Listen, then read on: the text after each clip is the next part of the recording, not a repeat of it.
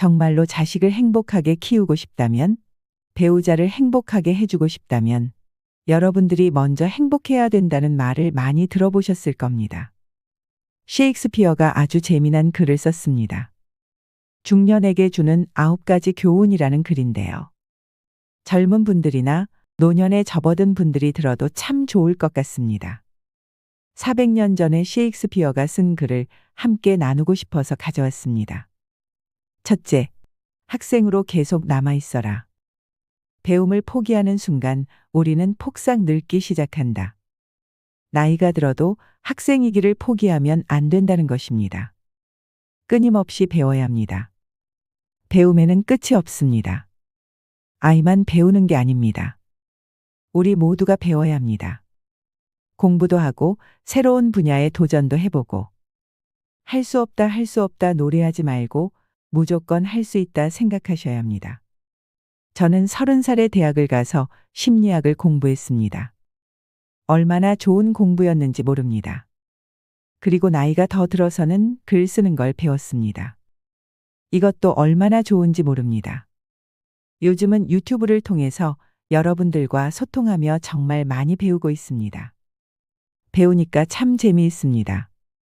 사는 게 재밌다는 게 이런 건가 싶습니다. 여러분들도 배우는 걸 포기하시면 안 됩니다. 둘째, 과거를 자랑하지 마라.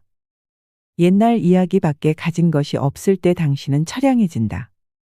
삶을 사는 지혜는 지금 가지고 있는 것을 즐기는 것이다. 셰익스피어가 제 생각과 똑같이 말했습니다. 지금 가지고 있는 것을 즐겨야 합니다. 과거에 갇혀서 슬퍼하고 미래를 걱정하며 불안해하지 말라는 말입니다. 옛날도 생각하지 말고 지금 오늘을 즐기면 되는 겁니다. 있는 돈을 갖고 나중에 쓰려고 그냥 쥐고 있지 말고 쓰세요. 옛날에 먹고 살기 힘들어서 고생하며 사셨던 분들은 돈을 모을 줄만 알지 돈을 쓸 줄을 모릅니다. 제가 쓰라는 건 주식하고 도박하고 사채하라는 게 아닙니다. 돈도 규모 있고 멋있게 쓸 수 있습니다. 제대로 쓰는 것도 배워야 된다고 생각합니다. 죽을 때까지 손에 다 쥐고 있으면 뭐 할까요? 쓰지도 못할 돈 악착같이 쥐고 있으면 행복하던가요? 돈 욕심을 버리고 내 행복에 투자하세요. 그동안 하지 못했던 여행도 가보고, 먹고 싶은 것도 사 먹고, 배우고 싶었던 게 있으면 배워서 취미 생활을 하셔야 합니다. 세 번째, 젊은 사람과 경쟁하지 마라. 대신 그들의 성장을 인정하고 그들에게 용기를 주고 그들과 함께 즐겨라. 이것도 참 좋은 얘기입니다. 기회가 된다면 젊은 분들과 무슨 일이든 함께 같이 하자고 제안해 보세요. 젊은 사람들과 이야기할 기회가 많으면 내가 모르는 것들을 너무너무 많이 알게 됩니다. 물론 그들도 나로 인해 연륜과 지혜를 배울 수 있는 기회가 되겠지요. 그래서 함께 즐길 수 있는 것만 해도 참 좋은 것입니다. 넷째, 부탁받지 않는 충고는 굳이 하려고 마라. 늙은이의 기우와 잔소리로 오해받는다. 이것저것 참견하지 말라는 겁니다. 우리 주변에 이것저것 참견을 참 잘하시는 분들이 있지 않으신가요? 나이 들어서는 참견하지 말라는 것입니다. 그냥 믿고 내버려 두세요. 이러쿵 저러쿵 말해봐야 더 안 듣습니다. 사이가 좋아지려면 나이가 들수록 입을 무겁게 하는 것도 참 필요한 지혜입니다. 다섯째, 삶을 철학으로 대체하지 말아라. 철학으로 살지 말고 삶을 살아라는 얘기입니다. 로미오가 한 말을 기억하라. 철학이 줄리엣을 만들 수 없다면 그런 철학은 지워버려라. 괜히 내 고집, 내 철학을 강요하지 말고 배움을 통해서 진정한 현실의 삶을 살아라는 얘기입니다. 세상에 좋은 책은 도처에 널려 있지만 사람들이 읽느냐 읽지 않느냐에 따라 그 책은 진가를 발휘하기도 하고 묻히기도 할 것입니다. 하지만 더 중요한 것은 행동하느냐 행동하지 않느냐일 것입니다. 생각한 뒤에 행동하고 싶은 마음이 모락모락 피어오르길 바랍니다. 노년의 지혜는 이렇게 익어가는 것입니다. 여섯째, 아름다움을 발견하고 즐겨라. 약간의 심리적 추구를 게을리하지 말아라. 여러분, 최근에 공연이나 연극을 보러 가신 적이 있으신가요? 요즘에는 트로트 가수를 좋아하는 분들 중에 콘서트를 다니시는 분들도 참 많습니다. 나이를 지그시 먹은 분들이 열정을 가지고 무언가를 할 수 있다는 것은 참으로 멋진 일이겠지요. 우리는 점점 나이를 먹으면 먹을수록 전시회나 공연도 많이 가야 합니다.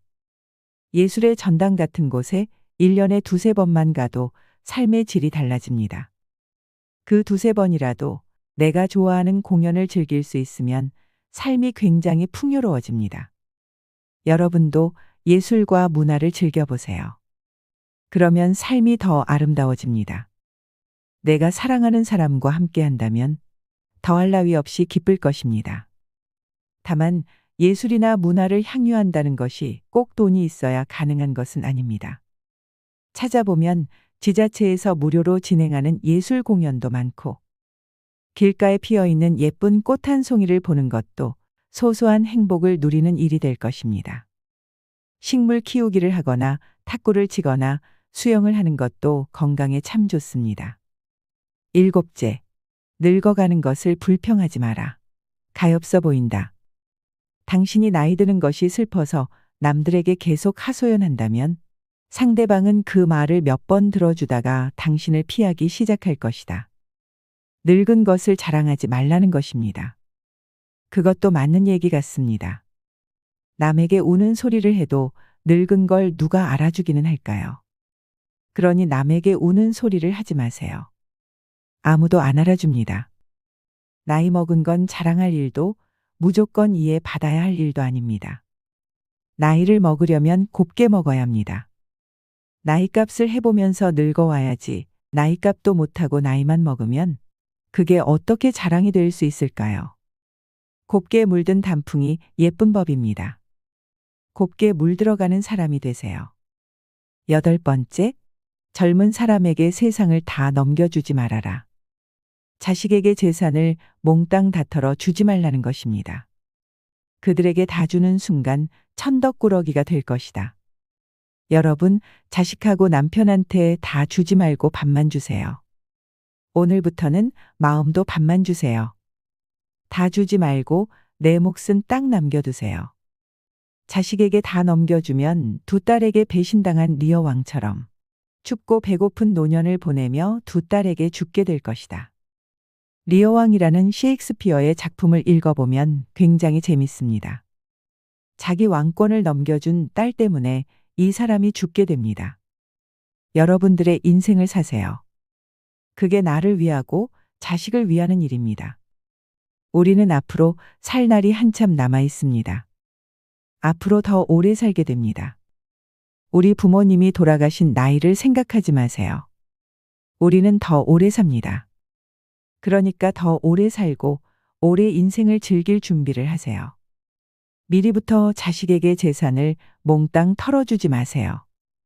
아홉 번째, 죽음에 대해 자주 말하지 마라. 죽음보다 확실한 것은 없다. 인류 역사상 어떤 예외도 없었다. 확실히 오는 것을 일부러 맞으러 갈 필요는 없다. 삶을 탐닉해라.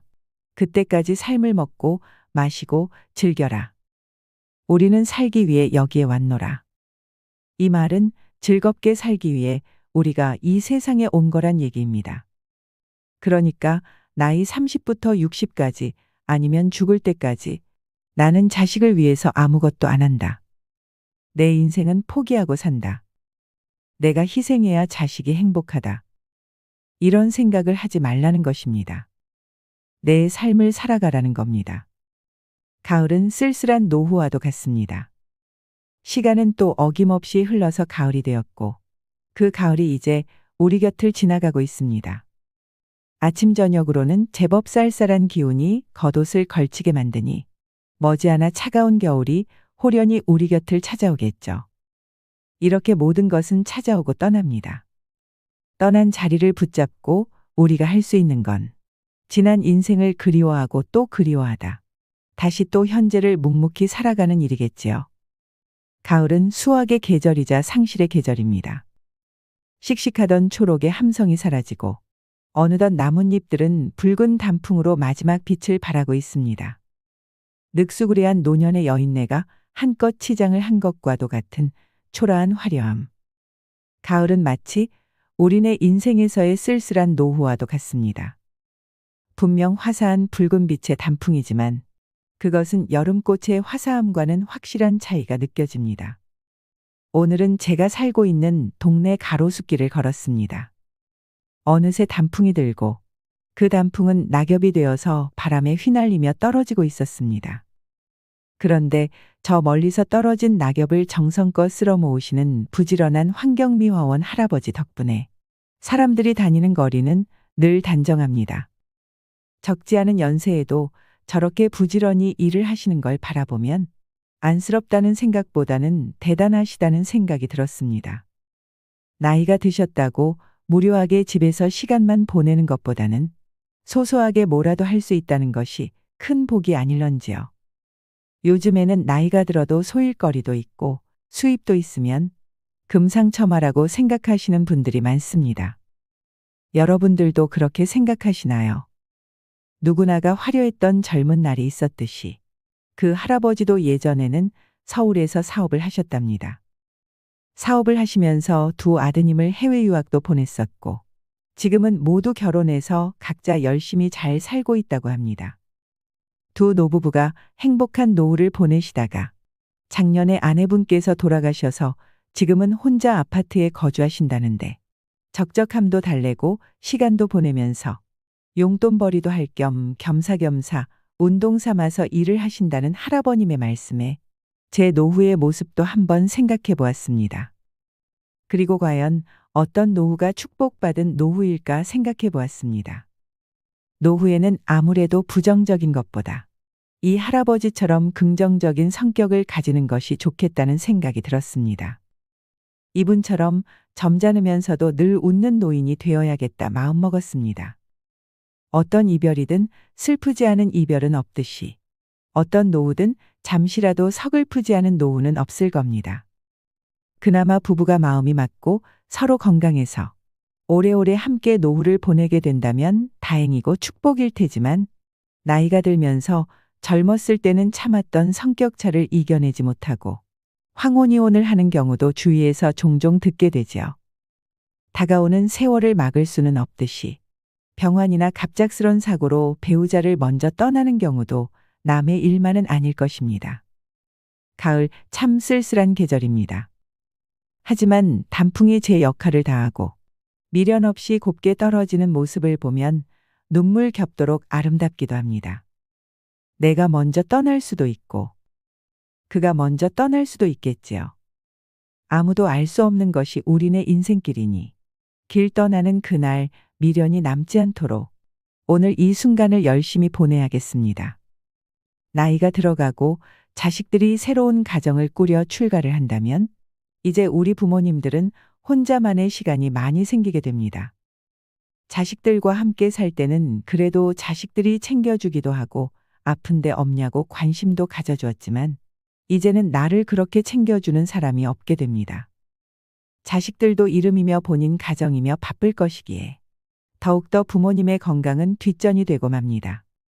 이렇듯 혼자 남겨지게 된다면 식사도 제때 챙겨 먹지 못하고 갑작스레 우울증이 몰려올 수도 있습니다. 혼자 사는 노인 중 단지 17%만이 자신이 건강하다고 생각한다는 통계가 있습니다. 혼자 살수록 건강관리에 소홀해지게 되는 것입니다. 실제로 나이가 들고 혼자가 될수록 다음과 같이 외로움을 타는 분들이 계십니다. 요즘 들어 부쩍 갑자기 화가 나고 눈물이 나고 열심히 살아도 사는 게 아닌가요? 힘들고 좋은 일이 있길 바라기보다는 아무 일이 없길 바라보지만 내 마음이 자꾸 옹졸해지는 것 같다고 말씀하시는 분들이 많습니다. 요양병원에 들어간 지 한 달 된 나보다 나이 든 엄마를 유리창 너머로 보고 오면 갑자기 밀려오는 우울감의 마음을 다스리기가 어렵다며 우시는 분도 있습니다. 물론 외로움을 잘 안 타는 성격이라 꿋꿋이 혼자 잘 살고 잘 놀다 갈 것 같아요라고 생각하는 분들도 계시지만 실제로 현실이 닥치면 어떻게 마음이 변할지 모릅니다. 마지막으로 자식들이 출가하고 혼자 남겨지더라도 어떻게 하면 노후를 행복하게 보낼 수 있는지에 대해 말씀드리고 싶습니다. 행복한 노년을 위해 반드시 줄여야 할 것들 4가지입니다. 첫 번째는 의존하는 습관을 줄이는 것입니다. 부모님들 중 특히나 자식에게 의존하는 부모님들이 계십니다. 하지만 만약에 어렸을 적부터 자식에게 너가 나를 먹여 살려야 한다. 너는 나와 함께 살아야 한다라는 말을 하게 되면 자식들은 당연히 그러겠다고 하지만 막상 속으로는 부담이 될 수밖에 없습니다. 혼자 남겨진 분 중에 자식에게 의지하려는 생각을 하시는 분의 글을 읽어드리겠습니다. 남편하고는 남이나 마찬가지고 서로 정없이 살고 있어요. 매일 가슴이 뻥 뚫린 것 같이 살다가 아예 기대라는 걸 버린 지 얼마 안 됐고요. 그냥 감정이 없는데 가끔 슬퍼요. 나이 들수록 공허하고 외로워요. 딸이 둘 있는데 이 애들만 보면서 살고 있어요. 정말 아주 많이 의지해요.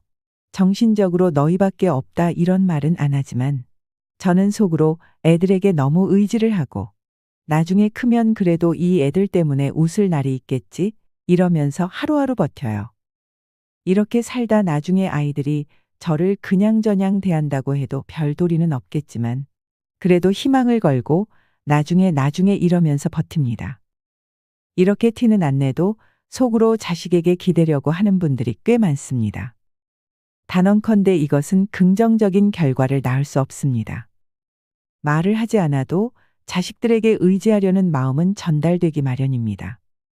그것에 자식들은 몹시 부담스럽고 부채의식을 느끼며 자랄 수 있습니다. 부모를 행복하게 해야 하는 책임을 진 것이죠. 언젠가는 얘들 덕분에 행복할 것이다가 아니라 이 답답한 상황 속에서도 얘들 덕분에 행복하다 고맙다고 생각하세요. 사람으로 태어나서 이 예쁜 아이들한테 엄마 소리 듣는 거 그게 바로 행복이고 더 바랄 게 없다. 그렇게 생각하는 훈련을 하시고 이 아이들은 나를 행복하게 해야 할 의무가 없고 아이들 각자 인생을 살아야 하고 나 또한 내 인생을 살아야 한다는 걸 잊지 마세요. 자식이나 타인이 나에게 행복을 주어야 할 의무가 어디에 있나요? 내 행복은 내가 만들어야 합니다. 내 행복을 위해 자식 인생을 볼모로 잡지 마세요. 저렇게 알게 모르게 의지하며 키우는 자식은 겉으로는 엄마 걱정하고 챙겨도 그게 다 마음에 빚이고 인질처럼 평생 잡혀 사는 것입니다. 자식에게 독립하지도 못하고 질질 끌려다니며 살면 자식은 결코 행복하지 못합니다. 이렇듯 자식뿐만 아니라 누군가에게 의존하려는 습관은 반드시 줄여야 합니다. 그렇다면 이렇게 의존하는 습관을 줄이려면 어떻게 해야 할까요? 바로 취미 활동에 답이 있습니다. 곧 취미 활동을 즐기며 자기 자신에게 집중하는 것이지요. 나이 들어도 할 수 있는 3가지 취미를 알려드리겠습니다. 첫 번째는 채소 키우기입니다. 나이가 들어갈수록 잘 움직이지 않게 됩니다. 혼자 살게 되면 더더욱 그렇게 되지요. 그만큼 신체 활동이 중요한데 채소를 키우려면 물도 주어야 하고 신경 써 주어야 할 것이 많기 때문에 많이 움직이게 됩니다. 또한 수확한 채소를 먹어주면 건강한 식습관까지 챙길 수 있습니다. 너무 관리가 어려운 채소보다는 방울토마토나 상추 키우기 등 어렵지 않은 채소들을 기른다면 재미와 뿌듯함을 느끼실 수 있습니다. 실제로 은퇴 후 촌으로 내려가 밭을 가꾸면서 노후를 즐기시는 분들도 많으신 것처럼 말이죠. 두 번째는 악기 연주입니다. 이미 노년에 악기를 태우는 것이 치매 예방뿐만 아니라 우울증 개선에 도움이 된다는 연구 결과가 많이 나와 있습니다. 특히 노년에는 무언가를 배우기에는 너무 늦었다는 생각에 처음부터 지레 겁먹고 포기하는 분들이 많은 것 같습니다. 하지만 노년에도 악기를 배워 취미로 즐기시는 분들이 상당히 많고 심지어 공연까지 하시는 분들을 보면 항상 멋있다는 생각이 들었습니다. 배우기 쉬운 악기부터 천천히 도전해 보시길 바랍니다. 악기 연주는 도저히 못할 것 같으신 분들은 음악 감상만으로도 좋습니다. 단지 음악을 듣는 것만으로도 앞서 말했던 우울증 개선뿐만 아니라 육체적, 정신적으로 많은 도움을 줍니다. 특히나 노년기에는 마음이 힘든 경우가 많은데 이때 좋아하는 음악을 듣게 되면 마음이 평온해지는 경험을 다들 한 번씩 해보셨을 것입니다. 자신이 좋아하는 음악뿐만 아니라 평소에 잘 들어보지 못했던 클래식이나 재즈 같은 장르의 음악도 들어보시길 바랍니다. 세 번째 취미는 독서입니다. 주말에 도서관에 가면 나이 드신 분들이 앉아서 책을 읽고 있는 것을 가끔 보곤 합니다. 일주일에 한 번이라도 이렇게 도서관에 가게 되면 몸을 움직일 수 있을 뿐 아니라 공짜로 독서라는 취미를 만들 수 있으니 도서관에 가는 습관을 만드는 것이 좋습니다. 책을 읽는 것의 장점은 다들 아시리라 생각합니다. 책은 내가 경험해 보지 못한 것을 간접 경험할 수 있게 해주기 때문에 독서라는 취미에 빠지면 그 자체로 즐거운 삶을 살 수 있습니다. 처음에는 읽기 쉽고 읽고 싶은 책을 고르는 것이 좋습니다. 이렇게 자기만의 취미를 갖는다면 자기 생활하기 바빠서 남에게 의존하려는 성향이 없어질 것입니다. 두 번째로는 불필요한 인연을 줄이는 것입니다. 이와 관련하여 법정 스님은 다음과 같이 말씀하셨습니다. 함부로 인연을 맺지 마라. 진정한 인연과 스쳐가는 인연은 구분해서 인연을 맺어야 한다. 진정한 인연이라면 최선을 다해서 좋은 인연을 맺도록 노력하고, 스쳐가는 인연이라면 무심코 지나쳐 버려야 한다. 그것을 구분하지 못하고 만나는 모든 사람들과 헤프게 인연을 맺어 놓으면 쓸만한 인연을 만나지 못하는 대신에 어설픈 인연만 만나게 되어 그들에 의해 삶이 침해되는 고통을 받아야 된다. 인연을 맺음에 너무 헤퍼서는 안 된다. 옷깃을 한번 스치는 사람들까지 인연을 맺으려고 하는 것은 불필요한 소모적인 일이다. 수많은 사람들과 접촉하고 살아가고 있는 우리지만 인간적인 필요에서 접촉하며 살아가는 사람들은 주위의 몇몇 사람들에 불과하고, 그들만이라도 진실한 인연을 맺어 놓으면 좋은 삶을 마련하는 데는 부족함이 없다. 진실은 진실된 사람에게만 투자해야 한다. 그래야 그것이 좋은 결실을 맺는다. 아무에게나 진실을 투자하는 것은 위험한 일이다. 특히나 나이가 들어 나와 별로 안 맞는 사람과 인연을 맺게 되면 스트레스가 심해질 확률이 높습니다. 나보다 나이가 어리든 많든 일단 내가 가진 정보가 아무것도 없는 사람하고는 처음에 존댓말을 쓰며 확실한 거리를 두는 것이 좋습니다. 아니다 싶은 느낌이 들면 무조건 일말의 여지도 없이 칼같이 손절하는 것이 현명합니다. 상대방이 나한테 선의를 베풀면 받은 만큼만 되돌려줘야 합니다. 남을 이용만 하려는 사람, 그저 받기만 하려는 사람, 감사할 줄 모르는 사람들과는 거리를 두어야 합니다. 나이가 들어갈수록 그냥 아는 사람 100명보다 나를 잘 알아주는 사람 1명이 더 귀합니다. 남을 도와줄 때도 마찬가지입니다. 호의를 베풀었을 때 나를 호구 취급하는 사람과는 특히나 칼같이 연을 끊어야 합니다. 젊었을 때 이런 일을 당하면 그래도 시간이 있어 회복할 수 있지만 나이가 들면 회복력이 떨어져 죽을 때까지 상처를 안고 살아야 할 수 있습니다. 어릴 적 은인이라고 생각했던 인연조차도 결국 내 인생을 좀먹는 사람이었다는 걸 죽기 전에야 깨닫는 사람들도 있습니다. 그러니 판단을 잘해야 합니다. 자기 자신이 우선입니다. 나를 힘들게 하는 인연을 내가 외롭다는 이유로 곁에 두는 것은 좋지 않습니다. 세 번째는 앉아있는 시간을 줄이는 것입니다. 통계에 따르면 하루에 남성은 평균 8시간, 여성은 평균 7.8시간 동안 앉아서 생활하는 것으로 나타났습니다. 특히나 사무실 안에서 근무하셨던 직장인 분들이라면 앉는 것이 하루 대부분의 시간이었을 것입니다.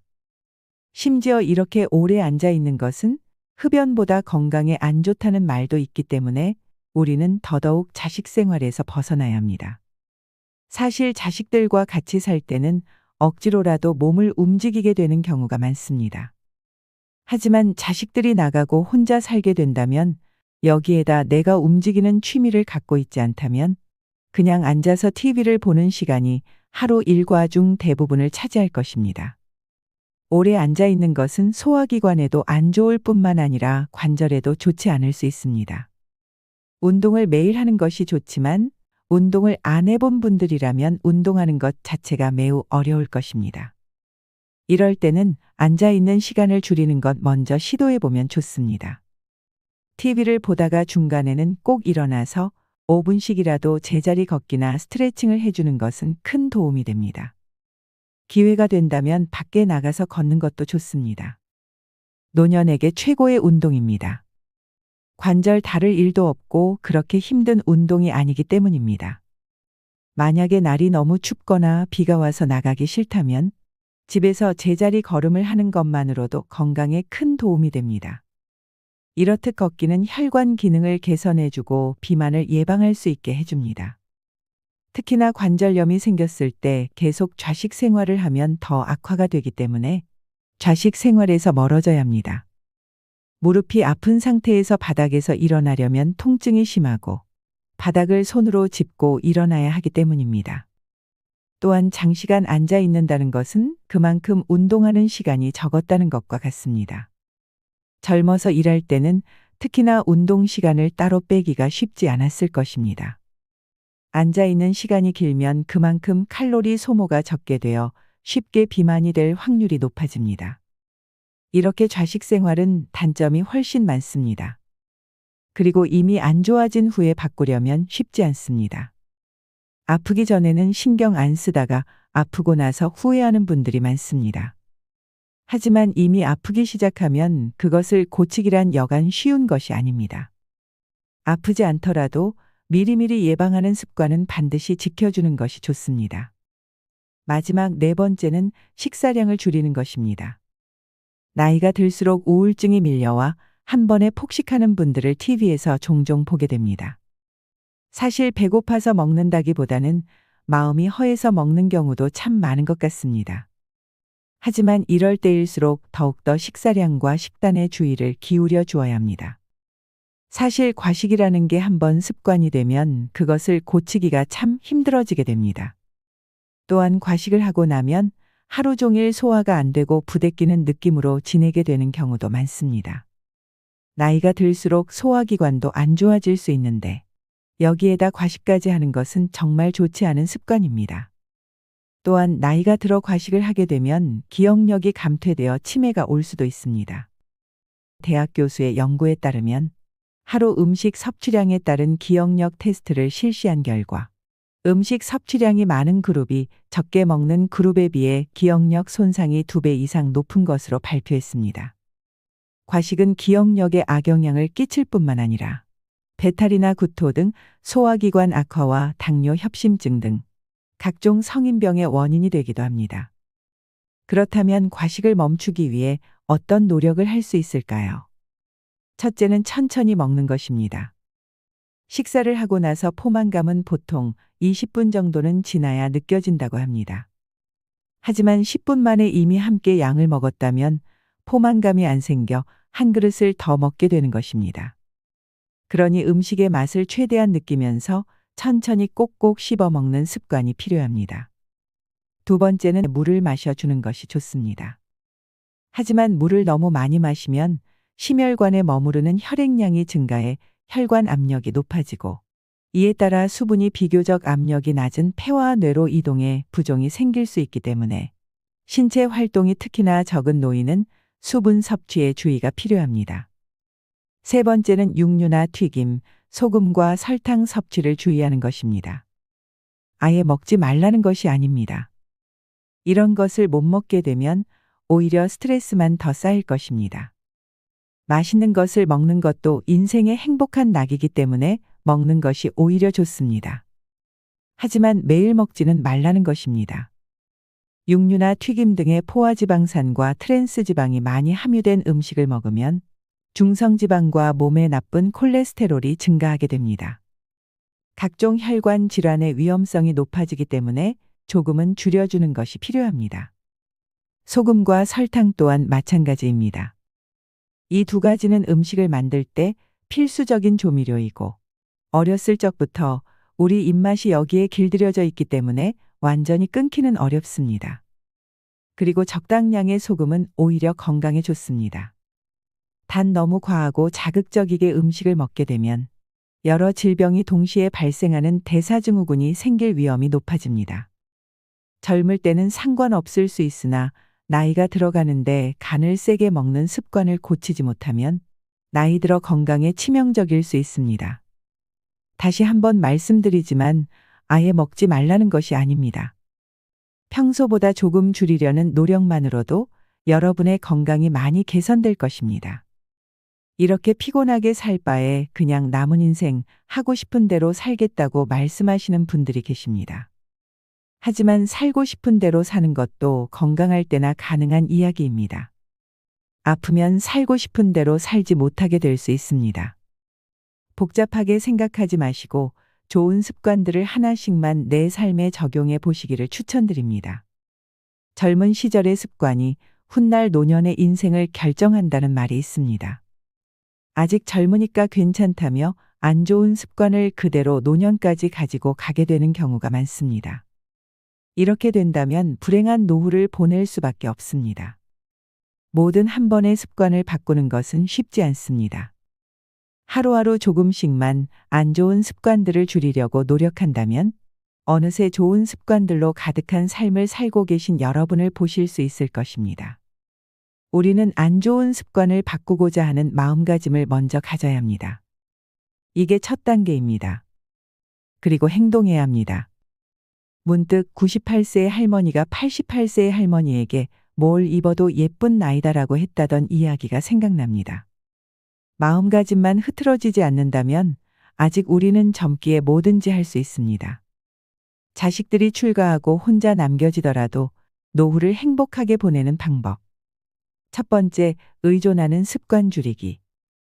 두 번째, 불필요한 인연 줄이기. 세 번째, 앉아있는 시간 줄이기. 네 번째, 식사량 줄이기. 행복한 노년을 위해 반드시 줄여야 할 것 4가지를 꼭 기억하셨으면 좋겠습니다. 그리고 중년에게 주는 9가지 교훈도 가슴에 새기시길 바랍니다. 첫째, 학생으로 계속 남아 있어라. 둘째, 과거를 자랑하지 마라. 셋째, 젊은 사람과 경쟁하지 마라. 넷째, 부탁받지 않는 충고는 굳이 하려고 하지 마라. 다섯째, 삶을 철학으로 대체하지 말아라. 여섯째, 아름다움을 발견하고 즐겨라. 일곱째, 늙어가는 것을 불평하지 마라. 여덟째, 젊은 사람에게 세상을 다 넘겨주지 말아라. 자식에게 미리부터 재산을 다 넘겨주는 것만큼 어리석은 것은 없다. 아홉째, 죽음에 대해 자주 말하지 마라. 인생을 즐겨라. 오늘 제가 말씀드린 노후의 지혜를 기억하시면서 사랑하는 가족과 함께 노년의 내 인생을 곱게 물들이시길 바랍니다. 이상으로 시니어를 위한 모든 것, 시니어 연구소였습니다.